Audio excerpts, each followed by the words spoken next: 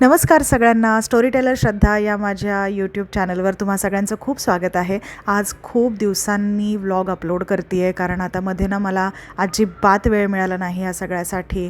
माझं annual function होतं स्कूलमध्ये 10 दिवस. त्यानंतर सुट्टी सुरू झाली क्रिसमसची. मग आम्ही कांदिवलीला गेलो. कांदिवलीला गेल्यानंतर गोराईला गेलो.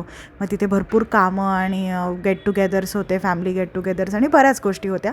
त्या सगळ्यात ना मला अजिबात वेळ मिळाला नाही. आणि काय असतं ना, व्हॉईस ओव्हर करायला एक अशी जागा हवी असते, शांत ठिकाण हवं असतं जिथे कसलाच डिस्टर्बन्स चालत नाही. तर मला तसं ठिकाण कुठेच मिळालं नाही. त्यामुळे माझे व्हिडिओज बनवून रेडी आहेत, पण ते एडिट करायचे बाकी आहेत, व्हॉईस ओव्हर करायचे बाकी आहे त्यावर. तर मी विचार केला की मी हा सगळ्यात जुना व्हिडिओ माझ्याकडे होता, जो की मे महिन्यातला आहे हा व्हिडिओ. आम्ही मे महिन्यामध्ये मी, अमित मम्मी, अमितची मावशी, अमितचे काका आणि अमितची ही कझिन सोहा, आम्ही सगळे कारवारला गेलो होतो. गोवा कारवार अशी ट्रिप आम्ही केली होती. तर झालं असं की 22 डिसेंबर 2024मध्ये माझं आणि अमितचं लग्न झालं आणि त्यानंतर लगेच 3 जानेवारीला माझी शाळा रेझ्यूम होणार होती. त्यामुळे आम्हाला ना वेळ नाही मिळाला कुलदेवतेचं दर्शन घ्यायला. आपण लग्नानंतर कुलदेवतेला जातो, दर्शन घेतो, पूजा करतो, बऱ्याच गोष्टी असतात.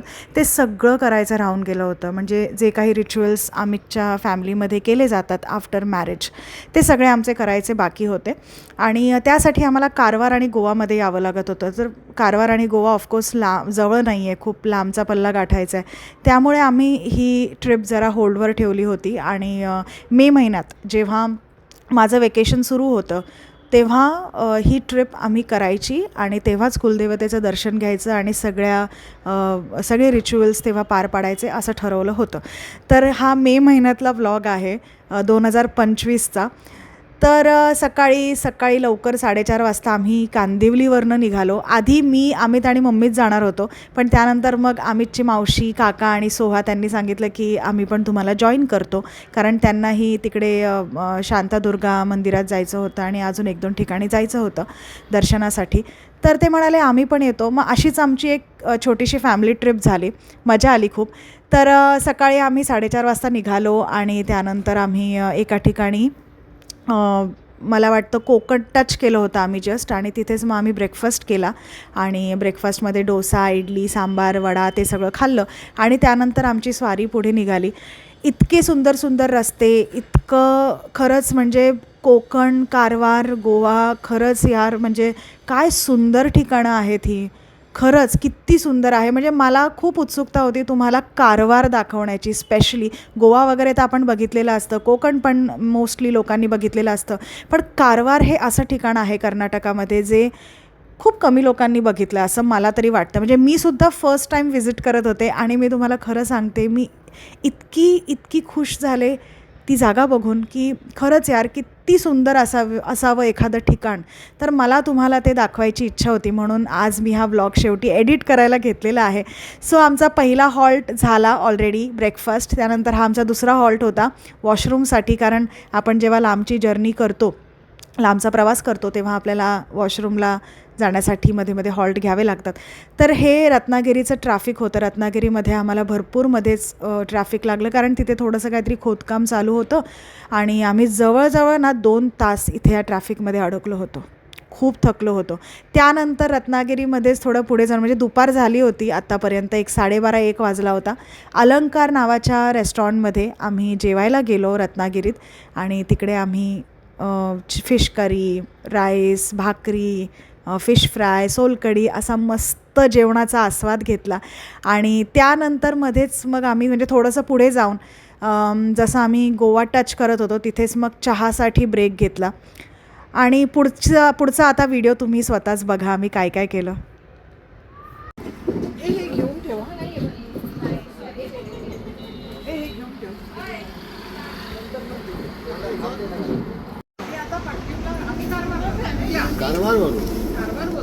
तुम्ही जिथे असाल तिथे पटली मग बस मग तुम्ही मग वास्कोला या ना.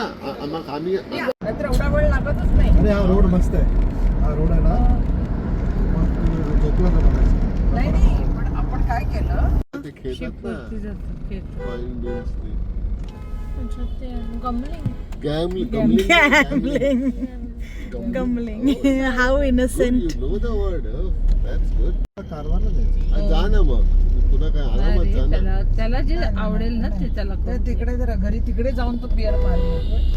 आम्ही मावशी काकांना पणजीमध्येच ड्रॉप केलं कारण तिथेच त्यांचं हॉटेलचं बुकिंग होतं आणि त्यांचे प्लॅन्स थोडे वेगळे होते. म्हणजे त्यांना ज्या मंदिरात जायचं होतं दर्शन घ्यायला ती सगळी मंदिरं गोव्यातच होती. ते कारवारला येणार नव्हते आमच्यासोबत. कारवारला फक्त आम्ही तिघेच जाणार होतो आणि तिकडे गेल्यानंतर आम्हाला अमितची काकी जॉईन करणार होती, रोशनी काकी. तर कारवारला पोचेपर्यंत आम्हाला रात्रीचे 12:30-1 वाजले. हे आहे हॉटेल जिथे आम्ही रूम बुक केली होती एका रात्रीसाठी आणि हॉटेल रूममध्ये गेल्याच आम्ही तिघे गुडूप झालो कारण इतके दमलो होतो आणि अमित तर बिचारा प्रचंड दमला होता कारण खूप लांबचं ड्रायव्हिंग त्याने केलं होतं. तर दुसऱ्या दिवशी सकाळी मम्मी रोशनी काकीला रिसीव्ह करायला गेली आणि मी आणि अमित तोपर्यंत रेडी होत होतो. दोघांनाही ट्रेडिशनल अटायरमध्ये यायचं होतं कारण ऑफकोर्स आम्ही पूजा करणार होतो मंदिरात. त्यामुळे मीही साडी नेसली आणि अमितने पण कुर्ता घातला. आणि रोशनी काकीना काही कारणामुळे आमच्या लग्नाला येऊ शकल्या नव्हत्या. त्यामुळे त्या पहिल्यांदाच मला भेटणार होत्या. मी सुद्धा पहिल्यांदाच त्यांना भेटणार होते. तर आमचं सगळं आवरून वगैरे झालं आणि थोड्याच वेळात काकीसुद्धा रूमवरती आली.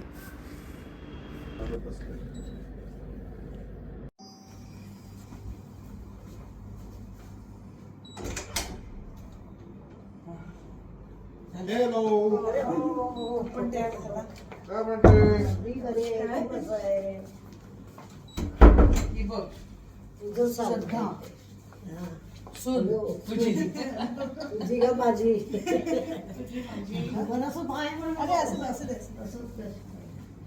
रोशनी काकी आल्यानंतर आम्ही थोडा वेळ रूममध्ये बसूनच गप्पा मारल्या आणि कारण आम्हाला निघायला अजून थोडा अवकाश होता.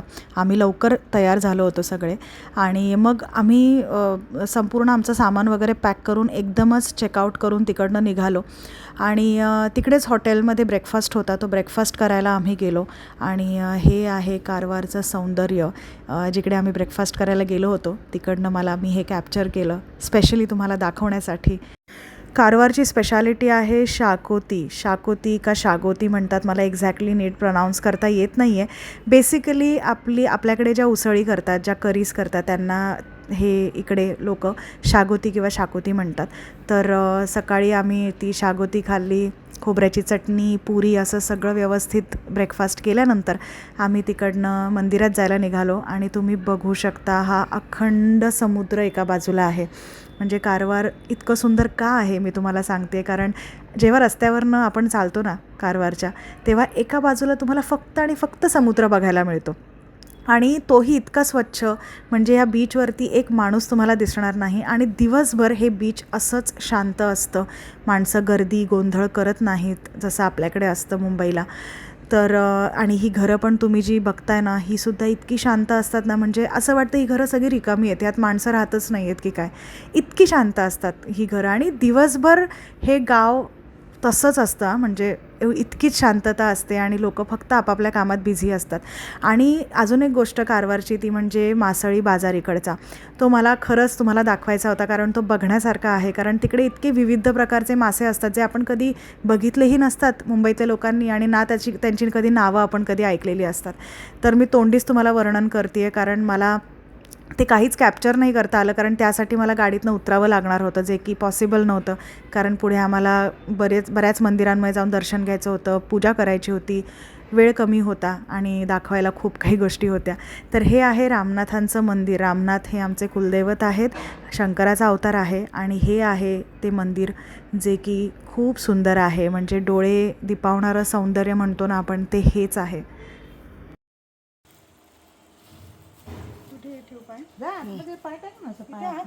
असंच वरूनच करा, वरूनच.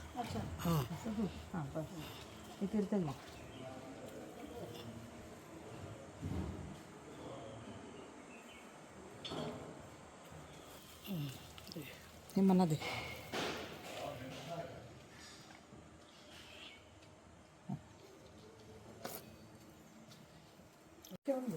तिथंच खाली ठेव, ते ठेव गार. आम्ही देईल ना आता.